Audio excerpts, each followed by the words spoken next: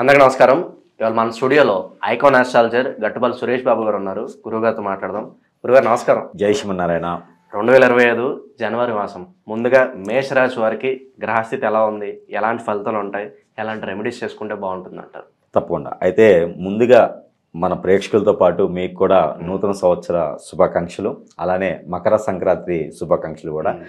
మనకి ఈ జనవరి 1వ తారీఖు నుంచి జనవరి చివరి వరకు కూడా ఉన్నటువంటి పండుగలన్నీ కూడా అందరూ బాగా జరుపుకొని అందరూ కూడా సుఖంగా, అందరూ కూడా ఆనందంగా ఉండాలని మొట్టమొదటిగా నేను కోరుకుంటా ఉన్నాను. ఎందుకంటే న్యూ ఇయర్ అయినప్పటికీ అందరికీ చాలా బాగుంటుంది కాబట్టి అందరూ అన్ని రాసులు కూడా ఏకంగా ఉండేసి అందరూ బాగుండాలని కోరుకుంటారు. అంటే ఒకే ఇంట్లో ఒకే రాశి వాళ్ళు ఉండరు, అన్ని రాసుల వాళ్ళు ఉంటారు. అందుకని అన్ని రాసుల కలయికతే సంక్రాంతి.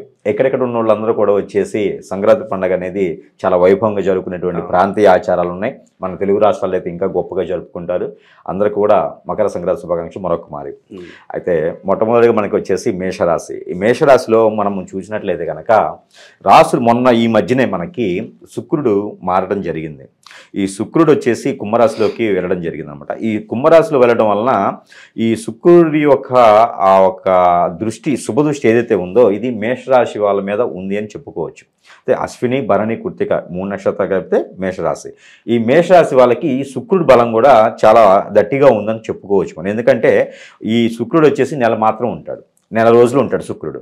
ఈ నెల రోజుల్లో ఎవరైనా పెళ్ళిళ్ళు కానటువంటి వాళ్ళు ఉంటారు కదా, మేషరాశిలో ఉన్నటువంటి ఎన్నో రోజుల నుంచి వెయిట్ చేసినటువంటి వాళ్ళందరికీ కూడా పెళ్ళిళ్ళు కుదిరడానికి ఎక్కువ అవకాశం కనిపిస్తుంది. కాబట్టి ఆ మేర శుక్రుడు దోషం, కలత్ర దోషాలన్నీ కొన్ని ఉంటాయి, అందులో మేషరాశి వాళ్ళు కూడా ఉంటాయి. అందులో ఎవరైతే ఈ శుక్రుడు దోషంతో, కలత్ర దోషంతో బాధపడేటువంటి మగవాళ్ళు కానివ్వండి, ఆడవాళ్ళు కానివ్వండి, వీళ్ళందరికీ కూడా శుభదాయకమైనటువంటి రోజు. అంటే దాదాపుగా సంవత్సరం తర్వాత, అంటే శుక్రుడు మారటానికి నెలకు ఒకసారి, 40 రోజులకు ఒకసారి, 35 రోజులకు ఒకసారి మారుతూ ఉంటాడు. అలాగా ఇప్పుడు 13 నెలల తర్వాత శుక్రుడు మంచి స్థానంలో ఆ కుంభరాశిలో ఉండడం అనేది శుక్రుడు వీళ్ళకి మేషరాశి వాళ్ళకి అదృష్టం అని చెప్పుకోవచ్చు. 10వ స్థానంలోకి వస్తాడు అనమాట. ఈ 10వ స్థానం రావడం వలన ఆర్థికంగా ఉన్నటువంటి స్థితిగతులు కూడా బాగుండేదానికి ఎక్కువ ఆ ఒక బలపడటం, ఎక్కువ అవకాశాలు కూడా కనబడుతున్నాయి. అందుకని చెప్పేసి ఈ శుక్రుడు ఉండటం వలన పెళ్ళిళ్ళు కుదరడం కానివ్వండి, పెళ్ళిళ్ళు అయిన వాడికి పిల్లలు పుట్టగలేనటువంటి వాళ్ళు, ఆ హెల్త్ పరంగా బాధపడేటువంటి వాళ్ళు, వీళ్ళందరూ కూడా కొంతమేర ఆరోగ్య సమస్యల నుంచి హాస్పిటల్ చూయించుకున్న, ఆ పిల్లల కోసం ప్రయత్నం చేసినా కూడా ఆ దోషం ఉంటే వాళ్ళు ప్రయత్నం చేస్తే కూడా ఈ మధ్యన ఆ దోషం పోయేసి పిల్లలు పుట్టేదానికి కూడా అవకాశం ఎక్కువగా కనిపిస్తుంది వీళ్ళకి. అందులో ఇంకోటి ఫెర్టిలిటీ సెంటర్స్ కానీ వీటి లేకుండా న్యాచురల్గా కానీ వీళ్ళు ప్రయత్నం చేయవచ్చు. ఎందుకంటే గ్రహరీత్యా దోషాలు ఉన్నాయి కాబట్టి అవి తొలగిపోయేసి కొంతమేర బాధ్యత ఆ ఒక గ్రహ నుంచి వచ్చేటువంటి దోషం, శుభదృష్టి ఏదైతే ఉందో బాగుంటుంది కాబట్టి ఆ మేర చేయొచ్చు. అలానే 3వ స్థానంలో గురువు ఉన్నాడు. 3వ స్థానంలో ఉన్నారు కాబట్టి పుట్టేటువంటి వాళ్ళు కూడా మంచి నేర్పుతో పుట్టేటువంటి అదృష్టం కూడా ఉంది. కాబట్టి ఆ మేర పిల్లలు పుట్టేందుకు ఏదైనా ప్రయత్నాలు ఉంటే చేస్తే మరీ మంచిది. పెళ్ళై 10 ఏళ్ళైనా 15 ఏళ్ళైనా కూడా ప్రయత్నం చేయవచ్చు. ప్రయత్నం చేస్తే ఖచ్చితంగా పిల్లలు పుట్టేదానికి ఉంటుంది. పెళ్లి చూపులు కుదిరేదానికి అమ్మాయి మన అమ్మాయి, అబ్బాయి మన అమ్మాయి అనిపించుకోవడానికి కూడా మంచి అదృష్టం ఉంటుంది మేషరాశి వాళ్ళకి. అందుకే ప్రత్యేకంగా చెప్తా వస్తున్నా. అయితే పూర్వీకుల నుంచి దోషాలు ఉన్న వాళ్ళు ఈ మేషరాశిలో చాలామంది ఉన్నారు. పూర్వీకుల దోషం ఉండేసి విదేశీయానానికి కానివ్వండి, లేకపోతే ఆదాయం వనరులు దొరక కానివ్వండి, చదువు బాగా ఉండి వాళ్ళకి మంచి సమయానికి జాబ్ రాకపోవడం కానివ్వండి, సరైనటువంటి జాబ్ రాకపోవడం కానివ్వండి, అలానే ఈ సరైనటువంటి జాబ్ కాకుండా వీళ్ళకి ప్రత్యేకించి మళ్ళీ ఏంటంటే గవర్నమెంట్ జాబ్ కోసం, టీచర్ జాబ్ కోసం ఇలా ప్రయత్నం చేసేవాళ్ళు ఎవరైనా ఉన్నా, చదువు అంతా బాగుంటుంది, వీళ్ళకి జాబ్ వచ్చేదానికి అవకాశం ఉండదు. విదేశాలకు వెళ్ళాలనుకుంటారు, వీసా ప్రాబ్లం కనిపిస్తుంది. వీళ్ళందరికీ కూడా ఏంటంటే వీళ్ళు అనుకోవటం ఏంటంటే మన గ్రహరీత్యా దోషం ఉంది, నా గ్రహంలో ప్రాబ్లం ఉంది, నా గ్రహాల స్థితిగతులు సరిగా లేవు, మా ఇంట్లో పరిస్థితులు సరిగా లేవని కాదు, పూర్వీకుల దోషం అని ఉంటుంది. ఈ పూర్వీకుల దోషం వల్ల కూడా ఈ మేషరాశి వాళ్ళకి ప్రత్యేకించి ఈ ఒక మాసంలో ఏదైతే ఈ ధనుర్మాసం కావచ్చు, మకర రాశిలో వచ్చేటువంటి చంద్రుడు, సూర్యుడు మకర రాశిలో వచ్చిన మకర సంక్రాంతి జరుపుకునేటువంటిది ఈ ధనుర్మాసం మొత్తం కూడా వీళ్ళకి ఆ జనవరి 15 వరకు ధనుర్మాసం కింద వస్తుంది. తర్వాత మకర రాశి కింద వస్తుంది అన్నమాట సూర్యుడు. అందువలన వీళ్ళందరూ కూడా ఏంటంటే పెద్దలకి ఎవరికైతే ఉందో ఈ పెద్దల కనుక వచ్చేటువంటి ఏదైతే 13వ తారీఖు పౌర్ణమి ఉంటుంది అదే రోజు భోగి జరుపుకుంటాం మనం. ఆ భోగి రోజు కనుక వీళ్ళు ఆ గ్రహరీత్యా ఉన్నటువంటి దోషాలకి ఆ గ్రహాలకు సంబంధించినటువంటి దానాలు చేయడం ద్వారా మంచి అదృష్టం ఉండేసి ఆ ఒక గ్రహాల నుంచి ఉన్నటువంటి ఆ చెడు దృష్టి ఏదైతే ఉందో అవి తొలగిపోయేదానికి కూడా ఎక్కువ తోడ్పడుతుంది. కాబట్టి ఏదైనా బ్రాహ్మణోత్తముడికి కానీ ఊళ్ళలోకి వచ్చేటువంటి హరిదాసు అని వస్తారు, వాళ్ళకి కానీ ఈ హరిదాస్ అనే అతనికి కానీ దానం ఇవ్వడం ద్వారా, మోయిని ఇవ్వడం ద్వారా వీళ్ళకి గ్రహాల నుంచి ఉన్నటువంటి స్థితిగతులన్నీ కుదురు పడేసి వీళ్ళకి కొంత వెసులుబాటు కనిపించేసి విదేశానికి ప్రయత్నం చేసిన, ఎవరికైనా ఇంట్లో ఉన్నటువంటి పెళ్ళయ్యి విడిపోయేసి ఇంట్లో ఉంటుంటారు ఆడపిల్లలు, వీళ్ళు కూడా ఆ గ్రహాలకు సంబంధించిన కానీ హరిదాసు గారికి కానీ దానం చేస్తే వీళ్ళకి చాలా మంచి అదృష్టం అనేది ఉంటుంది. మళ్ళీ వాళ్ళు వచ్చి తీసుకెళ్లడము, వాళ్ళ అన్యోన్యతని మళ్ళీ ఉండడమో జరుగుతుంది.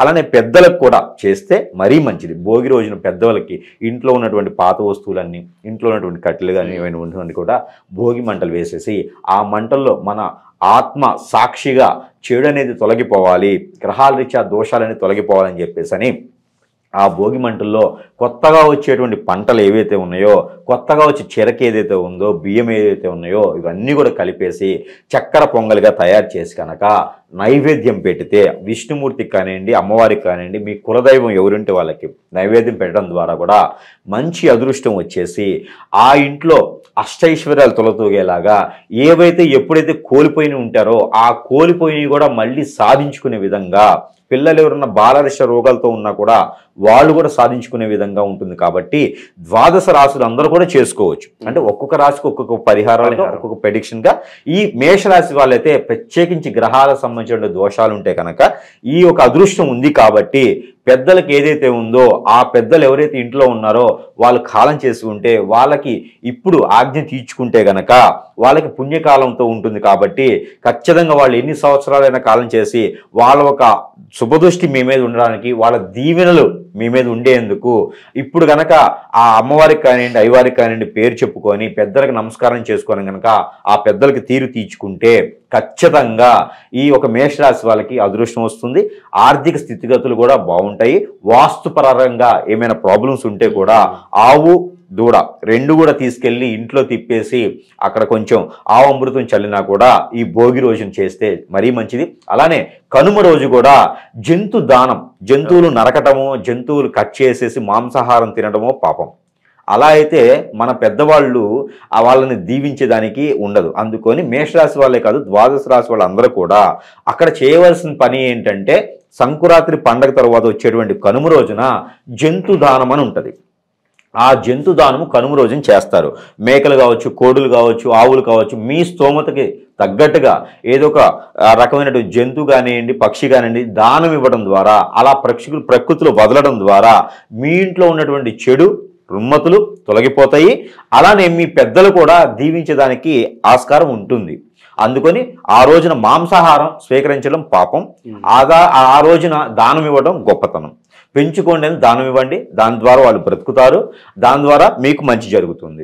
అది చేస్తే ఈ గ్రహరీత్యా ఉన్నటువంటి దోషాలు, ఈ మ్యారేజీ కానటువంటి పాపాలు, అలానే ఆర్థిక స్థితిగతులు అన్నీ కూడా కుదురుపడేందుకు మేషరాశి వాళ్ళకి ప్రత్యేకమైన అదృష్టం ఉంది. కాబట్టి అన్ని గ్రహాలు సంబంధించి అనుకూలత ఉంది. కాబట్టి ఏదైనా సాధించుకునేందుకు అనుకూలంగా ఈ జనవరి నెలలో ఉంది. కాబట్టి ఈ 2025 సంవత్సరంలో జనవరి మాసంలో చేసేటువంటి పుణ్యాలు కానివ్వండి, ఈ దానాలు కానివ్వండి, మేషరాశి వాళ్ళకి మరింత మంచిగా కలిసి వచ్చేదానికి అదృష్టం ఉంటుంది. కాబట్టి ఆ మేర ప్రయత్నం చేసి అందరూ కూడా పుణ్యతులు అయ్యేలాగా ఉంటే చాలా మంచిది. అలానే నది కానీ సముద్రం కానీ స్నానం ఆచరించితే కూడా ఈ పాపాలన్నీ కూడా విమోచనం అవుతాయి. కాబట్టి ఆ మేర ప్రయత్నం చేసి అందరూ కూడా వెసులుబాటుగా ఉంటే చాలు. అలానే మనకి ప్రతి మాసంలో మనం ఇస్తున్నట్టుగా ప్రత్యేకించి ఈ మాసంలో కూడా నెంబర్ అనేది ఇవ్వడం జరుగుతోంది.